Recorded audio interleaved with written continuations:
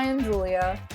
And this is Pop Culture Hives and Lows, a podcast where we deep dive into the hive of pop culture. That means we explore our favorites, our least favorites, fandom spaces, recent happenings, and geek out about all things entertainment. This is a podcast for people who love things as hard as we do. Yep, and this week we will be going into how nostalgia has been impacting pop culture. But before we get into that, it is time to go into culture catch-up. Now, Olivia, what has happened this week? Alrighty, so first up, we got Challengers. It came out. Yeah. Yay, it's finally arrived.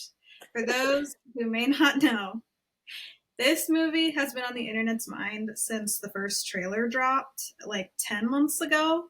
That's crazy. By the way, The first trailer 10 months ago. It feels like yesterday. Because this movie, it might just feel like yesterday though, because this movie's been on my mind since that trailer dropped. Oh, same. 100%. Yeah. And it just, I haven't seen it yet. I haven't either. My roommate has, and she loved it. Wrote a big review that was mainly just thirst on Letterboxd. I'm like, that's, you know what? That's valid. So valid. It was literally like 2 paragraphs long. It was really thirst. I was like, you know what? You got the right idea. Yeah. It stars Zendaya. How do you say his last name? Mike Feist. Feist. I just know him because of theater stuff. No, I do too. I don't know if your Twitter feed has been the same as mine, but I've seen so many people be like, guys, Mike Feist is becoming mainstream now, and everyone's posting fan cams of him in West Side Story. It's so funny. Yeah, us theater kids. Derogatory. No. No. Derogatory. Don't you worry. And Josh O'Connor as well. Mm-hmm. Got great reviews, no surprise. Very, very excited to see it. I just, gosh. I'm just so excited. I'm so excited to see it. I'm so hyped. I can't wait to finally see the edits that I can see after I see it. Oh yeah, I know. I keep like saving them on TikTok, but not looking. No, yeah. I think the only edit I've seen is the joke. For those who don't know, Mike Feist was the original. Oh my god, what's his name? Is it Connor in Dear Evan Hansen? Is that his character's name? I think so. There's a song in the show that's called Sincerely Me, and there's like a part of the song where it's like, but not because we're gay. No, and people have been editing like this one clip from Challengers to that song, and I keep seeing people like make fun of people for not knowing that's Mike Feist singing it. It's just really funny to me. That's so good. I've been seeing like memes that are funny, and I haven't even seen the movie, but I know that they're things that happened in the movie, and I'm just no, yeah. I'm like, is Challengers literally what we all thought it was going to be? Yeah, exactly. That's what my thought process was every time I see the like things that it's just like, for those who know, and it's just like, for those who've seen the movie, I'm like, I feel like I understand this and I haven't seen the movie. So is this movie exactly what we thought it was going to be? And if so, then great. Gonna have fun. Perfect. Did you see like Zendaya like addressing how many questions that she gets asked about kissing, and like, have you seen that?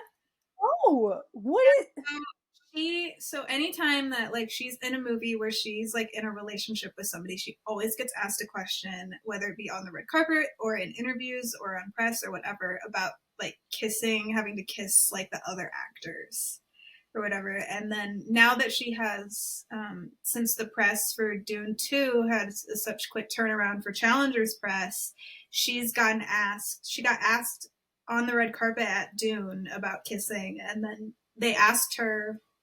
somebody asked her about like I mean, in Challengers, of course, people were gonna ask her about like the kissing stuff, and she's been like, "It's my job." Like, Exactly. She's an actor. What do you expect? Do yeah, you ask like a like I'm trying to think of a job. Like, do you ask a goddamn what's the thing that a person that like cuts down a tree? a lumberjack. Yeah, do you ask a lumberjack if he cuts down trees? Like, She has a lumberjack if he uses an axe. yeah, exactly. She's an actress. It just goes into the whole weird thing that people. I was doing some research on some weird like red carpet interviews, especially with like women and Yeah. what questions they get asked. It's interesting that especially she is. I wonder if her two co-stars are being asked that question. I'm guessing Well, no. well, an interviewer, it says reporter Jack Hamilton brought up the subject by asking Zendaya if she feels people have forgotten that an actor kissing another actor is literally part of your job, or if people were using the questions as an excuse to get you to talk about kissing. And she said that the whole thing is very odd and she has no idea why she has been subject to these lines of questionings more than her other co stars throughout her career. She was like, I don't know if they want it to be a viral thing, but if there was somebody else here, you probably wouldn't even have asked that question. All right, moving on. This is internet drama that I decided to bring up. Is it what I think it is? Go on. Because it has brought up, okay, so the theme of this episode is nostalgia, and this specifically has brought up nostalgic points for me, and I am just like, I have to talk about it because it was everywhere. And that is the Daniel Preda versus Connor Franta beef. Right when you said it was internet beef, and I was like, is this what I think it is? Oh yeah. So YouTuber Daniel Preda went on his, to be frank, much more successful ex-boyfriend Joey Graceffa's channel to film. I mean, am I wrong? You're not. He went on his ex-boyfriend Joey Graceffa's channel to film an uncomfortable questions video, and Daniel got asked which YouTuber he is most jealous of, and he answered that he used to be jealous of fellow YouTuber, former O2L member Connor Franta. But that ended when he, quote, realized that he's the most boring person I've ever met.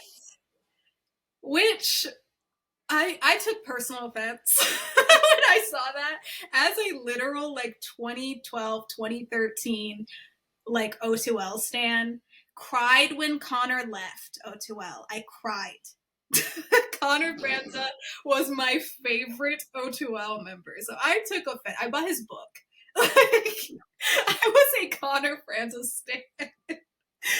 Oh no. But it's just so funny because then Connor made a video responding. And he ate him up. No, he did. And like I was like, if I ever got that video, I may leave the internet. Like, yeah, I would Connor depart. Franta, like the most chill, unproblematic. He literally like hops on the internet for nothing except for like little coffee videos and like selfies on Instagram. That's like all he does. And you prompted him to come out of the woodworks and literally eat you up like that, Daniel. He said, and legend has it, you're still jealous of me, Daniel. I can hear it in his voice. Yeah. And you have been subtweeting me. My name has been in your mouth and on your mind for years. You are obsessed with me, and I don't know why. I don't think about you. The internet doesn't think about you. You were categorized as one thing. Wait, let me do what he did in that video. He said, you were categorized as one thing. Joey Graceffa's ex-boyfriend, leave me alone. If my crime is being boring, your crime is being nothing. God. Good for him. What a diss track. Like, yeah, like ate him up in like that is 1, 2, 3, 4, 5, 6, 7 sentences. ended his life. The last time I didn't even know Daniel's name, so that is how like correct Connor is. I did not know Daniel's name. I knew him as Joey Graceffa's ex. Unfortunately, Connor was spot on. Unfortunately for Daniel. I did hear that Daniel commented on Connor's video and like was like all in good fun. Like, okay, you kind of ate me up with that one. I didn't see it, but like whatever. But I mean, it was kind of mean spirited, like the way that like Daniel like said it. Because Yeah. it's like, why would you bring him up like that? Like you could do it in a nicer, like, if it's, because what was the question, like which YouTuber you're most jealous of or something Yeah. like that. Like you could do it in a way that's like, I'm really jealous of this person because of how talented they are or how nice they are or something like that, Well, and not. I believe that Daniel said, "Oh, a lot of people over the years," and then Joey said, "Can you name them?" And then he Okay. said Connor Franta, and then he said, "But I'm not anymore because I realize he's the most boring person I've ever met." Why did you have to say that? Why did you have to say that? Connor's chilling. He literally just chills. Just And with his coffee. yeah, with his little books. And he goes on little vacations and he chills. He had a little mustache for a little bit. But yeah, I was a big, big O2L fan. So I was personally victimized. But yeah, that's like been all over my Twitter, and somebody like made like such a good point, and it was like, you caused the most unproblematic person to come out and literally end your life. Alrighty, let's move on to Club Chalamet. Have you What? been seeing this? No. All the Oh Club no. Chalamet stuff? The Timothy Chalamet stuff? Club Chalamet. So, I can teach you about this now. I could literally make an entire podcast. Okay. Is this like a Twitter account, like a Yes. fan account? Oh Oh yeah. no.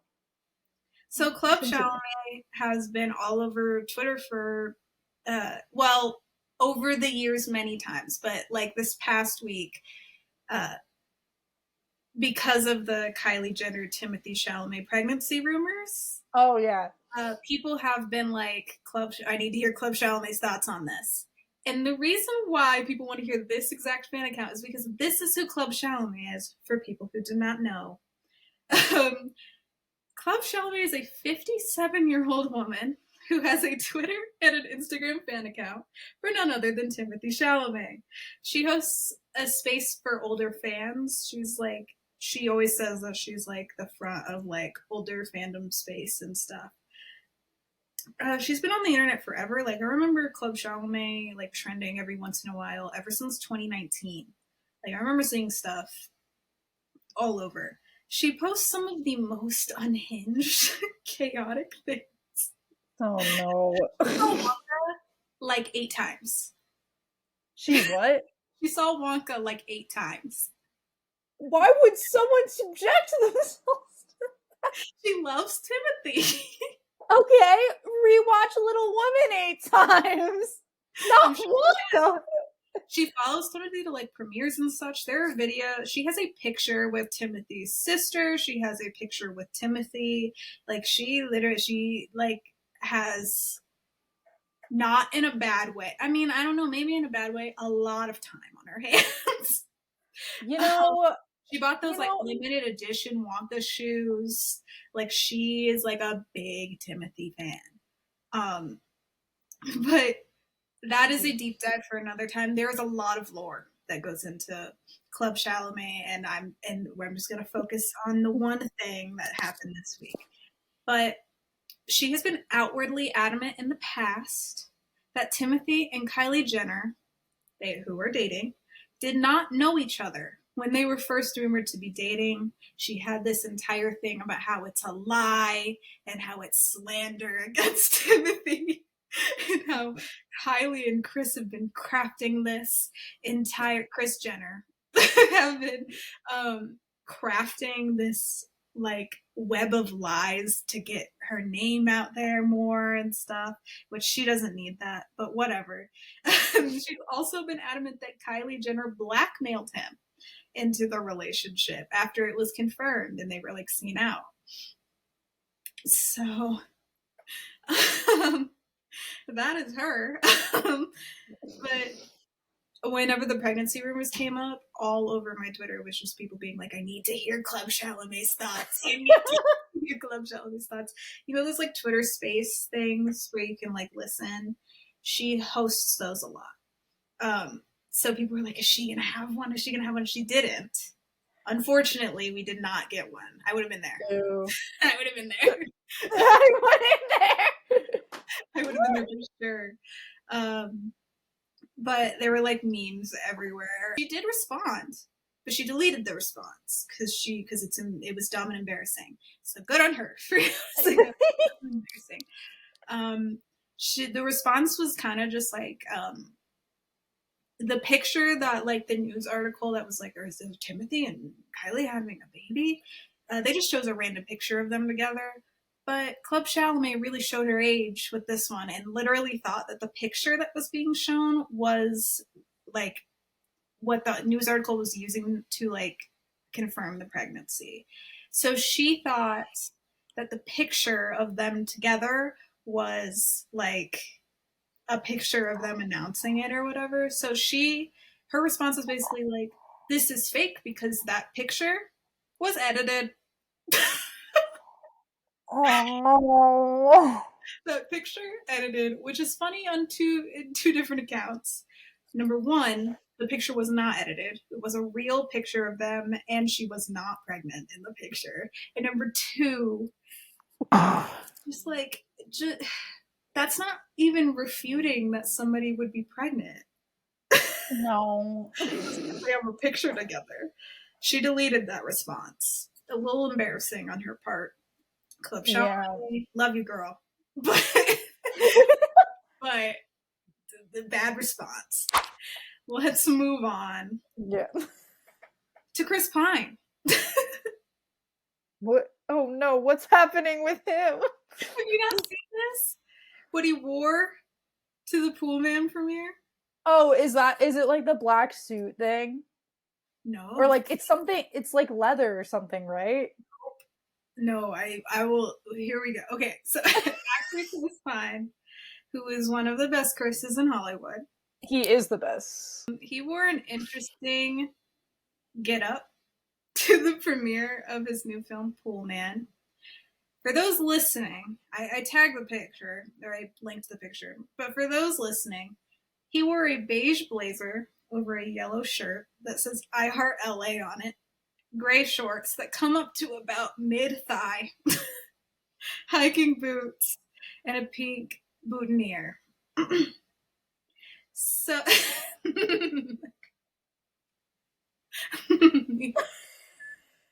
I remember. Chris, no.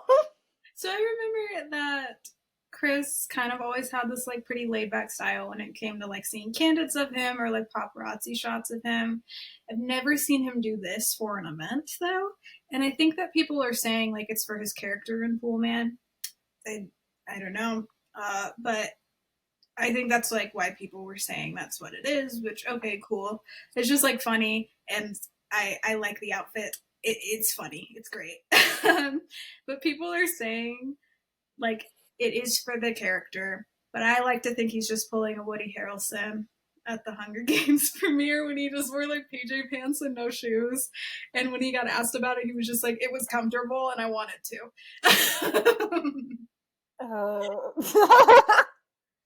And I hope that like Chris Pine was just like, this was an excuse. I'll just say it was for the character, but this is just an excuse to wear things. Oh my god. There's a clip of him that's gone viral where he was asked on the red carpet while wearing this what his favorite meme of himself was, and he said the non-binary lesbian aunt thing, which is a meme that he just dresses like a non-binary lesbian aunt while he's dressed like that. I love it when people get tricked of like men celebrities being like non-binary. I love that he saw No, those. Yes, that he's aware. I love that because I I remember mean, like those memes going around, and I was like, I never in my wildest dreams would have thought that Chris Pine logged onto Twitter and saw that. love you, Chris Pine. Can't wait to see you in Princess Diaries 3. Fingers crossed.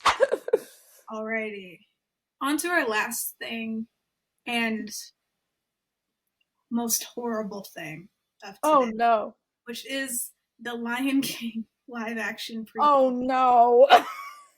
So the first trailer for Mufasa, which is the prequel to the live action Lion King 2019, has dropped.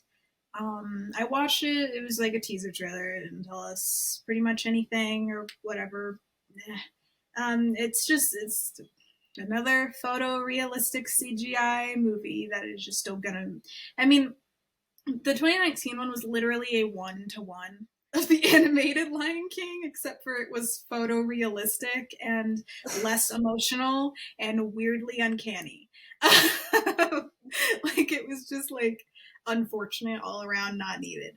That movie stars Donna Glover and Beyonce, which were great choices. In Unfortunately, theory. they're just in this context. Yeah, it's like because of the photorealism, you don't get to care about the characters. They're not expressive. Yeah, Yeah. yeah, which sucks because Lion King is like, I would say like it fluctuates between like my top pick for favorite Disney movie and like my second like favorite. I love Lion King so much. It makes me emotional every time, and so I was so excited to go see the live action, even though I didn't have high hopes. I was still excited because it's Beyonce and it's Donald Glover, two people who I love, and it's Lion King, and it was just sad because it was not good. But this movie, Mufasa, will also be bringing them back, and it will be the acting debut for Beyonce's daughter, Blue Ivy. She will Yeah. be voicing Kiara, who is Simba and Nala's daughter. So wait, So I wait. So believe what this movie is going to be, from what I think from what I've heard, is that Timon and Pumbaa are going to be telling Kiara about Mufasa's story, but they're going to be okay. like doing it through flashbacks. Is what Okay. it is. So the movie's mainly going to be flashback. Okay. So it's so okay, cuz I was like isn't that the daughter? Wait, I was like so confused with the Lion King timeline. So Yeah. weird that there's a Lion King timeline, but Oh yeah. No, because yeah, there is a Lion King timeline because there is like 4 movies. yeah, it's like there's the first one, the second one, the 1.5 one. I literally put that down here because I think that this is what they should have done. They should have done Lion King 1.5. No, because like I love Lion King 1.5. It is so good. it's so much fun, and also like in addition, like we were kind of saying, I forget who plays. I think Seth Rogen plays Poom. Yeah, I don't and know. Billy Eichner plays Timon. Yeah, I think they're funny. Yeah, they were. Like I thought like they were good. again, all the actors that a lot of actors suffer because of the Disney live actions. Yeah. And I think the poor Lion King live action cast suffers the most.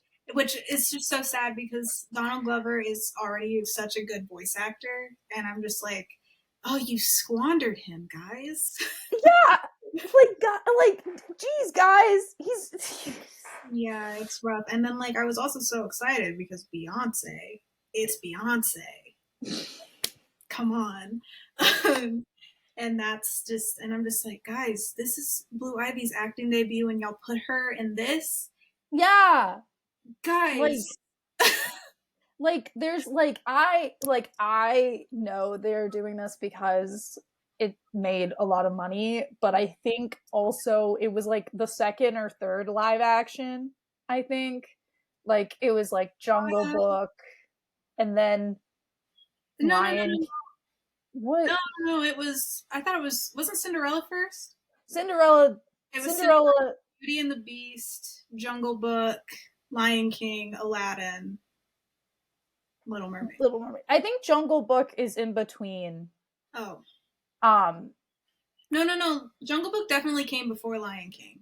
I Oh remember no, no, no. seeing. Jungle Book definitely became before Lion King, and that's the reason why Lion King was essentially because everyone saw the technology of Jungle Book. But I think Honestly, they I didn't think Jungle Book was that bad. I I'm don't gonna. think it was either. And that's what the thing is with the Disney live actions is like I think the first few are like actually have heart in it and changes the story enough for it to work as its own little entity. Yeah. And then the rest of them just don't do that. So Yeah. I mean, I liked Little Mermaid, and and if I were to say that I liked any of them, it's that one. And I don't think I can say that I liked, like genuinely liked, like would turn on, like if I'm just chilling at home, any of the other ones. Alrighty, so let's move on to our main topic. yeah. Speaking of So, nostalgia with yeah, Disney live actions existing. yeah, yeah. So, something that Julia and I discussed where I was sending them these TikTok videos or a TikTok video, which has been going on for a while, which is a trend that's like born to be a teenager in 2014, forced to be a teenager in 2024, which is it's making me feel so old because I was a teenager in 2014. I was 14. I was, and people are like, putting like the style and like One Direction posters and stuff, and I'm like, this was my life. You were just I lived this. was this. I was wearing this, and I was doing this, and I went to a One Direction concert. Like I was engrossed into this. This is my culture. um, and it also got me like reminiscing about those times, and there are lots of comments also, which is why I think these things, those types of videos, like are going viral. It's because there's lots of people who are my age or a little older in the comments who are like, "Oh my gosh, this is making me feel so old." And then there are lots of people who are in the comments who are like looking at the pictures that people put, like on the second slide, being like saying like 2024 aesthetic or 2014 aesthetics and being like, oh my god, I remember I had those shoes or I had that shirt or like whatever it is. And I think it like, I don't know, it's just like I think like that's a big reason that those videos like went viral. And I saw one organically on my For You page, and we thought about doing a nostalgic episode before, and I was like, this, I think this is like a great like way to start talking about it, is because it's like a trend now.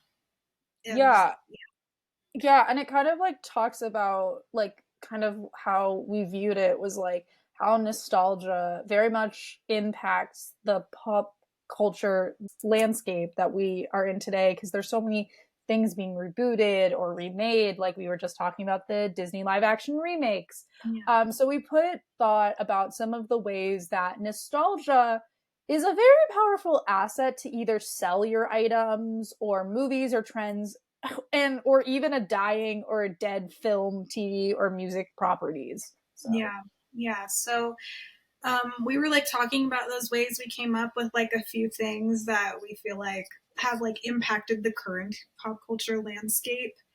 So I feel like we should like start talking with like current trends that capitalize on nostalgia. So this could be like reboots, remakes, aesthetics from the past. 80s really came back like full force. And I want to say that Stranger Things spearheaded. yes, yes. Yes. Stranger Things came out in 2016. Mm-hmm. It's a show on Netflix for people who don't know.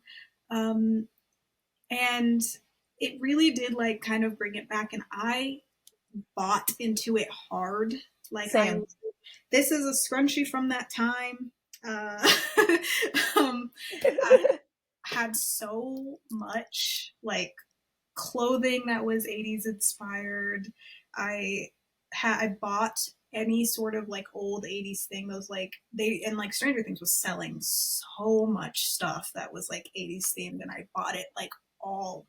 And I think like mom jeans were everywhere. The revisiting of like 80s music getting like way more popular. Uh, and I think that we kind of knew that that was like over, like this sort of 80s resurgence. This has kind of been like, it's been dying. I think that it's safe to say it's dead. But the release of like Firestarter 2022, I think was like that was the thing that like we're done now. Oh my god, oh my god, I forgot that movie happened. Yeah, they kind of fully missed the train. Like I feel like it was already sort of, kind of like because it was after COVID and like Stranger Things people have started being like, okay, this is like kind of making the joke like this has been like these kids are fully adults now and like so and so that movie kind of fully missed the train. It was a bad remake of a fantastic 80s movie. I think they would have made way more money. Even if it was a bad movie, they could have made a lot of money on it. Like if they had done it 5 years ago, maybe even 3 years before it came out. And I think that we're kind of fully out of our collective 80s era, at least until Stranger Things 5 drops. And then I think we'll have a couple months of that, of being back into that. But who knows? Because that could be 10 years into the future. Yeah, we don't know. So, You just threw me back with that movie because now I remember making a tweet, please never find this, where I talk about how it was like the first movie where Zac Efron was playing a dad. And I thought like this was showing how old I was. Because like I was like, oh my god, Zac Efron is old enough to be a dad now. yeah. Yeah. What did you pick for? That's really funny that you brought up the 80s. So originally, I was going to talk about Dirty Dancing, which I know is such a weird one to talk about, but I was going to talk about that one. And then I recently watched the new Ghostbusters I sequel knew that's thing. what you were going to talk about. So for those who don't know, I kind of like what you were talking about with the 80s, like kind of like that huge Stranger Things thing like blew up. And I Yeah. think because of that, so much 80s stuff came back. Because like even when you were like talking about 80s stuff, like for example, you said Firestarter, Stephen King. Yeah. It came out, Oh, it 1 and 2, which had Finn Wolfhard in it, yep. which he's also in Ghostbusters, which Yeah. I completely forgot about.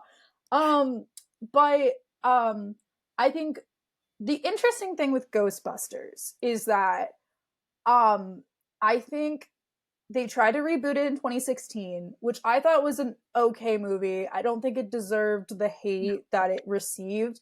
I do think that I think the original and even the second one is a little bit better, but I think it's just the comedy aspect of it is better because those characters are so much well more defined than like people just cracking jokes. Like the reason why jokes are made in that movie is because of those characters being characters, and I think that's where the 2016 movie failed in my opinion.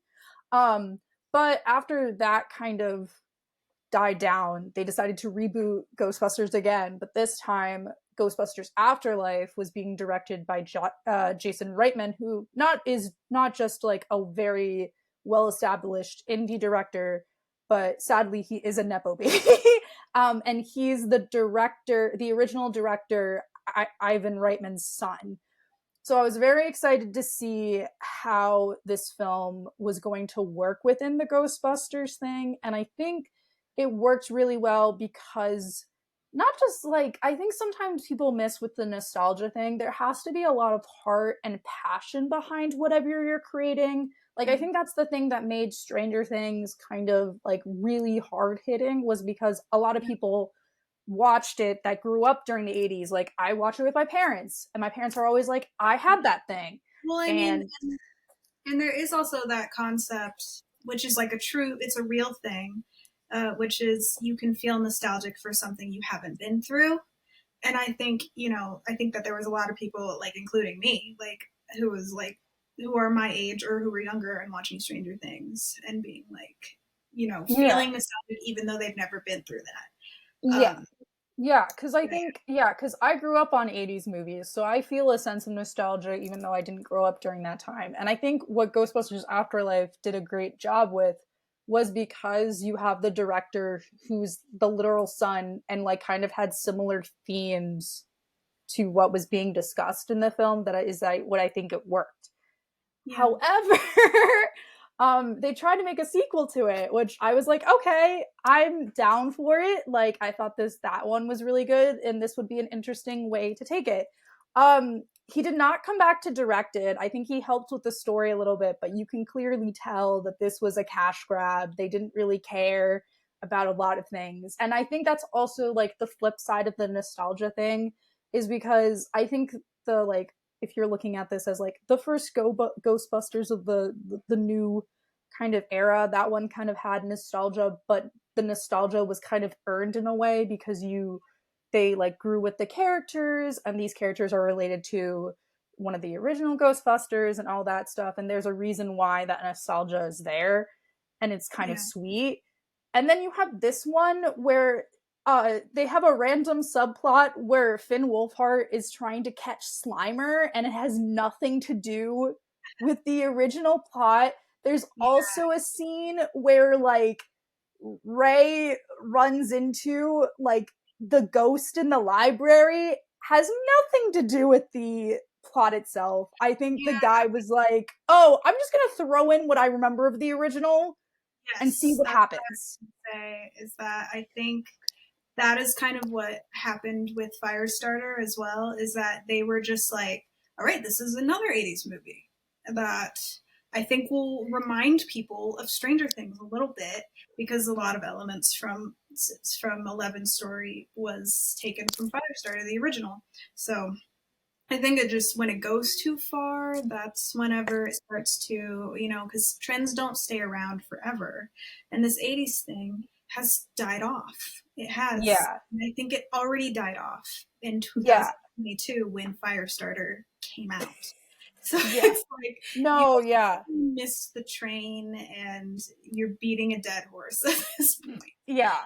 Um, No, yeah. I think so far the only like successful 80s thing that I have seen in a little bit is Lisa Frankenstein, because I think the aesthetic of it, and it wasn't really leaning into nostalgia. It was just, Yeah, like the gimmicky, like here's a bunch of 80s stuff, like that sort of thing. Yeah. yeah, yeah, I think that was, but like I totally agree that I think fires like now, like even when you said it, I was like, yeah, that makes perfect sense. Often. Yeah. So, as we talk about like things being kept alive by nostalgia, there's also like fan communities that kind of keep their sense of nostalgia kind of still going through. Like, even in that little kind of pocket of like, for example, like Star Wars before the prequels, like there were still fans out there like doing stuff.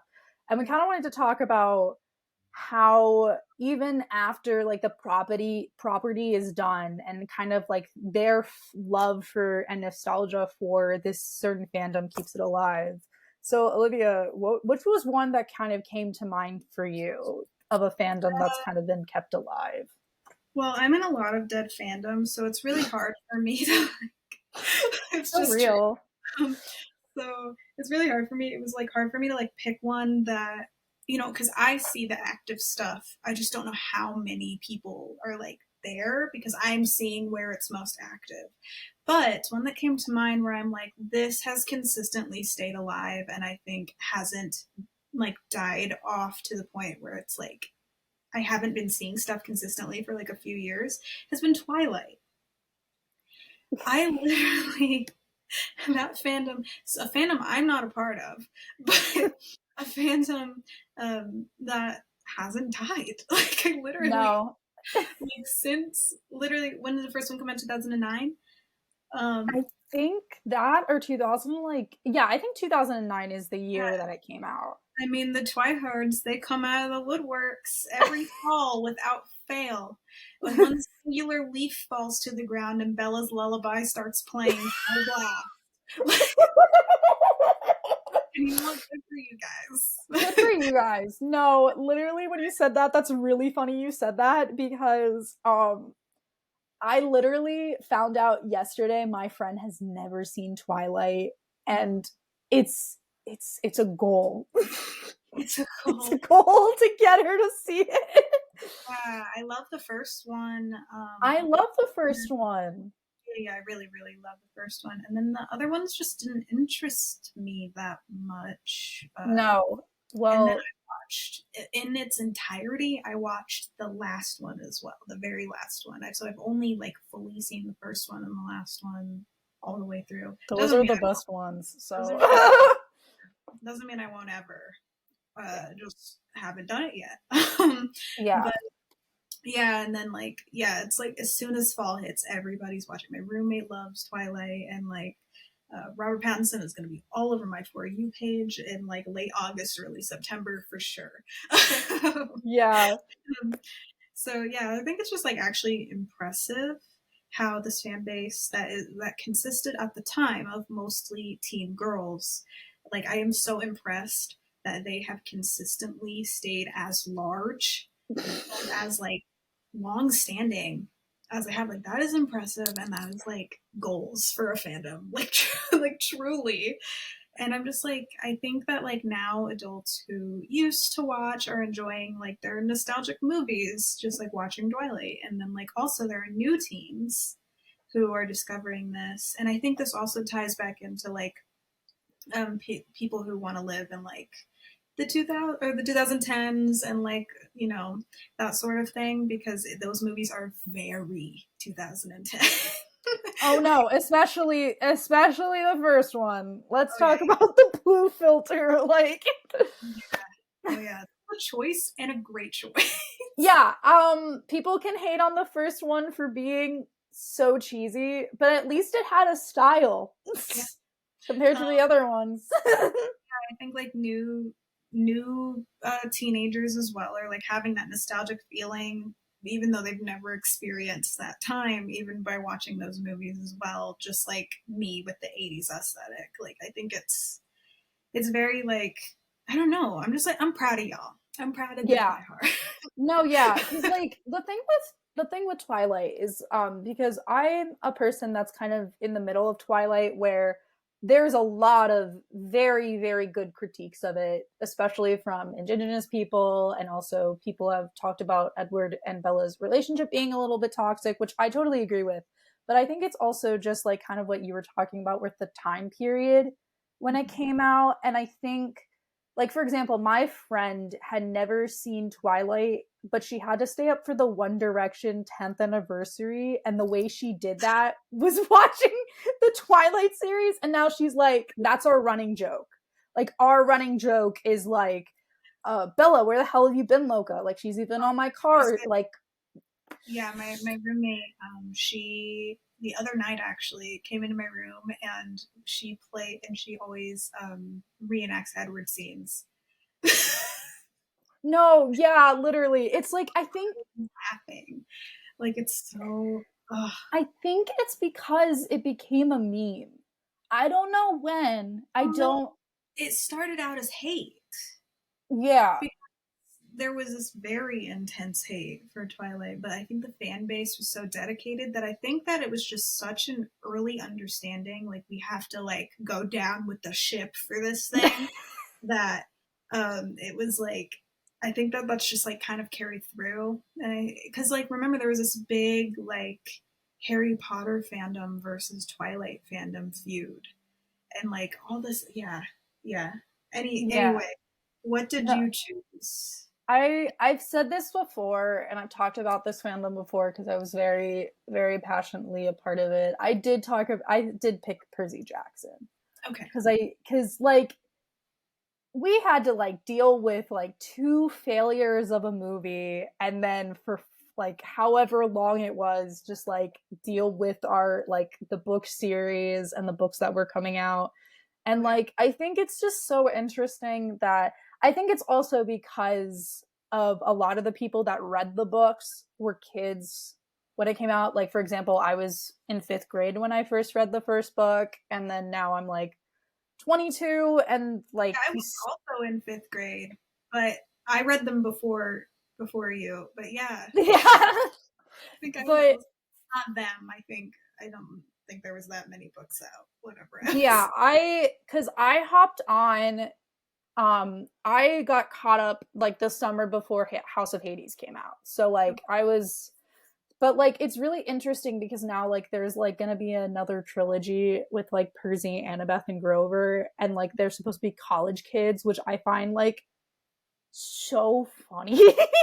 I think Because so. yeah, That's just yeah, so fun. yeah, and I think it's just also like, you know, a lot of kids grew up on that series because that was kind of like their series that got them into reading, or they connected to the characters. And I think because they had to like, you know, make their own stuff to get by, to make content, I think there's so much longevity in that. And I think it's similar to, I think what I was kind of thinking with the Twilight thing is that the like kind of resurgence of Twilight, of like when did that happen? And I think both of them kind of happened during quarantine, like Yes. initial quarantine. Because I think everyone like for example, I think I've said this before, but like I reread the Heroes of Olympus series during quarantine. And I know Yeah. a lot of TikToks were coming into my For You page kind of making fun of the Cullen family. And that's what Um I'm gonna say is that the Twilight, yes, I remember. I actually remember four big things that were coming back, and it was Percy Jackson, Twilight, the people who have not seen like the early MCU stuff, so the MCU as a whole, and then Harry Potter. yeah. That stuff like going crazy on quarantine, and I mean, we can even make an argument that like that was the start of this like 2010s sort of shift into what's going on right now. Yeah, and kind of what we were discussing, because like I think also that was such a weird time, and it's still a weird time for people, that I think just going back to something that they knew and they cared about, I Yeah. think. And then also in addition, like both, it's interesting that you bring up Twilight, because both Twilight and Percy Jackson, like Twilight, I don't know if you remember or heard about this, but it's supposed to get like an animated reboot. Did not hear about it. I don't. Okay. I just that's yeah. Wow. I like, I kind of like am hyped for that, because I love the idea of someone taking something live action and making it animated instead of the other way around. Yeah, Um but so man, that's a strange one to start that off on. yeah, no, very strange. But like that, and then like obviously you have the new Percy Jackson show and that stuff like that. So I think that kind of is one of, like, kind of banking off that nostalgia that was such a huge thing. Alrighty. So I think now we should talk about how nostalgia is used in marketing. So like Mm-hmm. this could be like the commercial or a campaign that evokes nostalgia. So what did you pick for like a campaign? It's so sad that this is the only thing I could think of. Maybe because I think it's so stupid. But there's like a commercial with John Travolta singing Summer Loving, like Summer Nights from Greece. Yeah, I forget what he's promoting. That's the thing. I don't know what he's promoting. I think it's a Christmas commercial. it Might is a be wrong. commercial. Okay. And Yeah, and I I don't and I think it's like supposed to be like, and then the guys from that show, they're always in commercials. Psych? Is it the No, two no, no. guys from Psych? It wasn't. No, no, no. It was Saturday Night Fever. It was There is a Saturday Grease one. Night Fever commercial for Christmas, and he's Santa, and he's Okay, doing. that's that. I think I'm mixing two commercials together, which just shows how kind of what I'm talking about. Like nostalgia's used in commercials a lot, A because lot. like, yeah, like a lot. I think it's like T-Mobile is the one that I'm thinking of with like summer nights. And the reason why it's stuck in my head is because I'm like, oh god, they're butchering. I mean, obviously, Greece is, it's not at a high standard. It's not like the peak of cinema, but oh god, now every time I think of Summer Nights, all I can think of is John Travolta promoting T-Mobile, and who are fans of Saturday Night Fever, whatever that movie's called, is him dancing as Santa. My dad liked that commercial, though. My parents liked that commercial, and I was like, guys, no. I think that maybe, you know, it's hitting a specific audience, though. So I'm like, okay, well, I guess it's working. Yeah, I guess it is. Good for them. The Grimace campaign that was happening last summer with McDonald's, where they were doing Grimace's birthday. Yeah, so I kind of struck gold with that one. I'm not gonna lie. No, yeah, I remember because I was living in LA at the time, and my roommate at the time literally went to get it. And yeah, no, my sister liked it a lot. Yeah. It was, I mean, it all kind of just started with a nostalgic cash grab, and then it just turned into something crazy. So many people like remember the Grimace campaign for the TikToks that came way later. But it started out as just a celebration for Grimace's birthday. They were selling these Grimace figures that were like retro style. They were old school. They looked like the old Grimace stuff at McDonald's. Grimace, for people who do not know, was one of the like mascot characters at McDonald's. So it was like Ronald McDonald's Friends was like the Hamburglar and Grimace and some other ones I don't remember their names. But yeah, they had these little Grimace figures. They had a Grimace shake, and they had an 8-bit style game, which I don't think lots of people know about, but they did. I did not know about that. Yes, so they were clearly banking on it hitting a nostalgia trigger for a lot of people, because those characters don't really, they kind of went away for a really long time. And so then people on TikTok started remembering Grimace, and like I think it was some older people, they started making videos ordering the Grimace shake and being like, "Happy birthday, Grimace!" And that's how it started. And then Gen Z, as we do, makes a joke out of everything, and decided that they were going to do the thing that the older people were doing, which is "Happy birthday, Grimace," and taking a sip of the Grimace shake, and then there would be a hard cut to them dead with the Grimace shake all over them, like dead. And the Grimace killed them or something. Oh God. You know what? So real. That's pretty funny. And you know what? They got a good laugh out of me. They got us in the end. That I saw one come across, I'd be like, what's about to happen? And like celebrities got in on it. But I also wanted to like ask the question, like, do you think that nostalgia-based marketing is ethical or manipulative? Well, marketing in and of itself is already pretty manipulative, but I have been like hearing like people online like debating, especially with the 80s stuff, because Wendy's brought back Where's the Beef? That was one of the campaigns that came back, and people were like, I don't know if it's entirely, because I do know that nostalgia hits people in different ways. I have a friend who gets like physically ill thinking like whenever nostalgia like hits them, it's not like a good feeling for them. It makes them feel very nervous and like sick.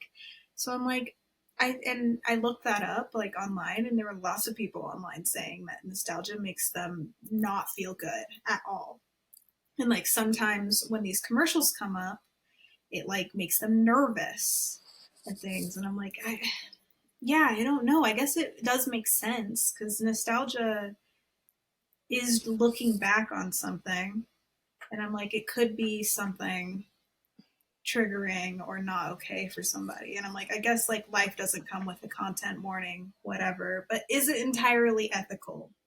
Yeah, so, like, well, that's interesting that you brought up that like viewpoint, because I never even thought of that as a viewpoint, and I think that's really interesting. I was looking at it more of like a lot of companies will take certain properties and then not give the money to the people that created it. Like, I know this isn't an example of like a commercial, but I know that there was some controversy that they decided that they were going to reboot Blair Witch again, and then the original filmmakers were like, we want the residuals that we never got and all this stuff. And I think that's kind of another thing to bring into with the nostalgia thing, especially with commercials, because like, you know, like I'm sure like if even if it's like one small thing in a commercial, like are the people that created it or came up with the song or the idea getting compensated for their ideas and stuff like that?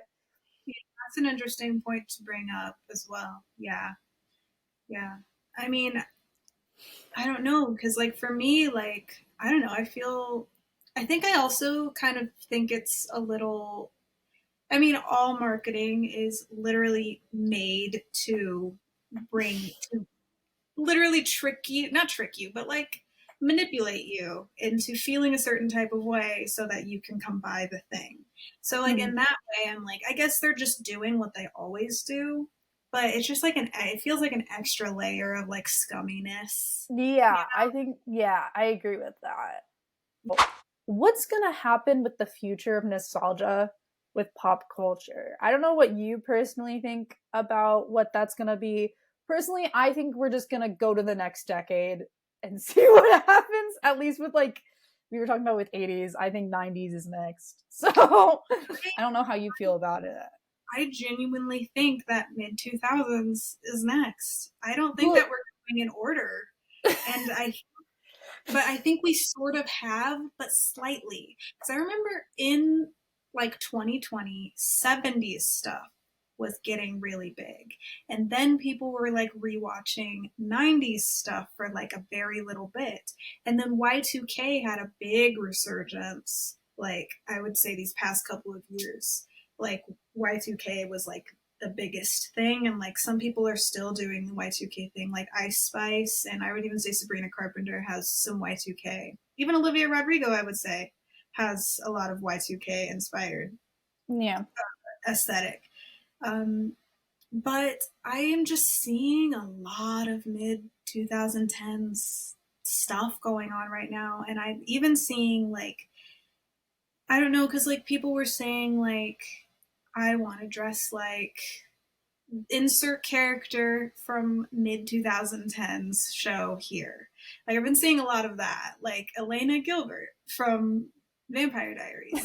And like I want to dress like her, or people being like, I want to dress like Alison from Pretty Little Liars and stuff like that.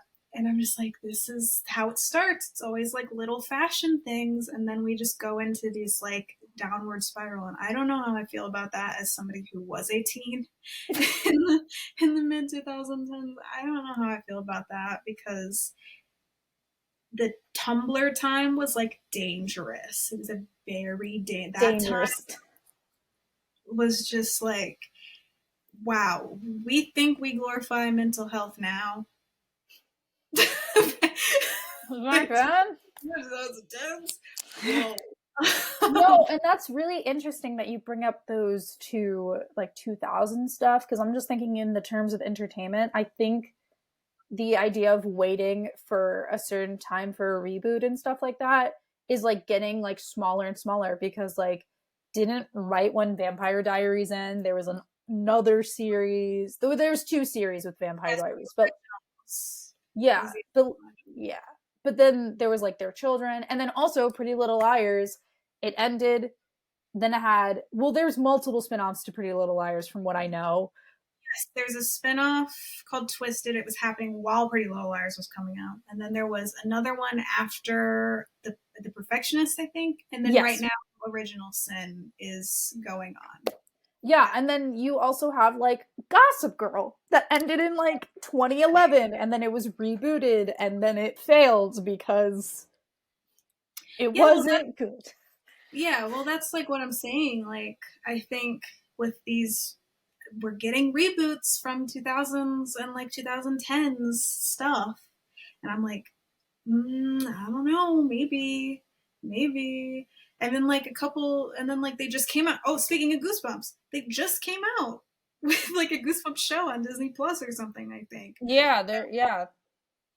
Yeah, and I'm like, I know that's kind of 90s as well, but it is also early 2000s. And I'm just like, that, see? This is, it's happening. It's happening. Yeah, I feel like instead of looking at stuff that might have not been successful but could have been successful, they're looking at stuff that was successful at a certain time and then rebooting it, and then if it fails, rebooting it again to kind of Yeah. see that kind of thing with it, I think. Because, like, I know that Goosebumps was a thing, obviously, with the television show and the books, but I know, like, then there was the Goosebumps 1 movie, and that was really well thing. And then there was a second one that failed miserably.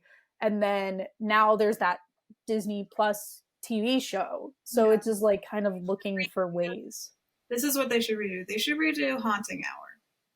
Because Haunting Hour was amazing. And if it was on any platform, then I would watch it right now. It's still in just Is as much. like is there a show or something that you think like that didn't really do well but like could be rebooted that like could possibly like That's a good do question. I well? think you could do Gossip Girl right. I think there is a world in which you could do Gossip Girl correct. I didn't watch the reboot. I thought it was okay. I didn't think it was that great. I think the actors deserved better. Original Sin is good.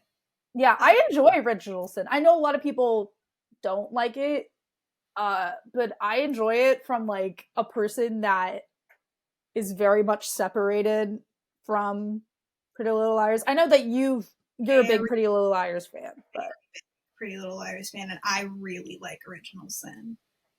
Yeah, I didn't hear that many people having that big of an issue with it. Ooh, this is something that shouldn't be redone, but I think that they could do, I don't know, some sort of nostalgia based something with it. I don't know what it could be, but like Lost. I want something, whether it be like a celebration or like a reunion, just like sort of where we all talk about it, or something. I don't want a reboot. no, I don't want to reboot either. You want a remembrance. Me too, remembrance. I know. I 100% agree with you on that. Yeah, I want people to start watching Lost again.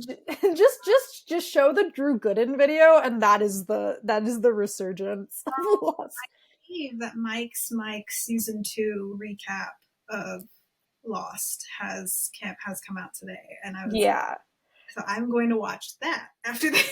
Yeah, no, and I think that's a really good thing because I feel like we can do a whole episode on Lost, especially between us two. But I think also like the way that streaming works is so different, and I think some of the stuff with Lost that were problems could work with streaming, but I do think some of the cool aspects of Lost could also be lost. We could have an entire episode about streaming and like how it's working, how it's not, like that sort of thing.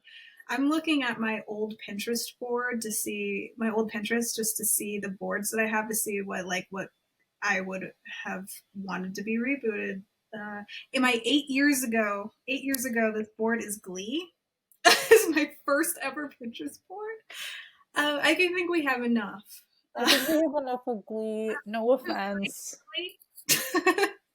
I think we have enough. Glee is also a fandom, I would say, that ebbs and flows. Like it comes back and then it dies off. And then I think it's similar to the Twilight fandom where they know where the problems are and just like kind of make fun of it in a way. But also the music in Glee is what also is like actually genuinely like really good. I honestly think they could do a Glee reboot that is not a reboot, like not with like the same characters, but like different characters, but sort of the same thing, but like separated from Ryan Murphy. Yeah, I mean, so well. I mean, obviously this is a whole completely different series, but I know a lot of people were comparing High School Musical, the series, to Glee. And yes. I think that's kind of like a similar aspect that you could definitely go with. Yeah. Well, I think that is a great place to wrap things up. Yeah, Glee reboot. Let's spearhead this, but keep Ryan Murphy out of the conversation. Yeah, please now. So let us know what trend, reboot, commercial, etc. that we discussed that you find the most nostalgic in the comments below. Yes, totally. And thank you for listening to us ramble this week. Please follow us on Zive Media on all social media platforms and give us a follow on our own personal socials as well. And those links will be in the description. Yes, we will see y'all next week. Until then, weave in hives and